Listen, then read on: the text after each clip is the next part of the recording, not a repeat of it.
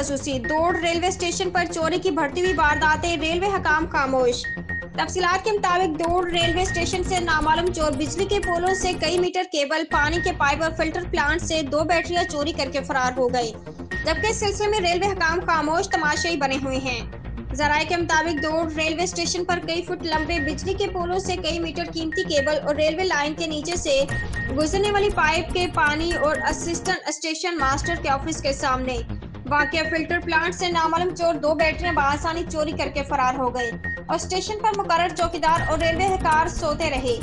दौड़ railway station पर बढ़ती हुई चोरी की वारदातों के सबब शहरी में शदीद तशवीश पाई जाती है और शहरी ने रेलवे के आला हुकाम से फौरी तहकीकात कराने और मुलव्विस अमले के खिलाफ कार्रवाई का मुतालबा किया है।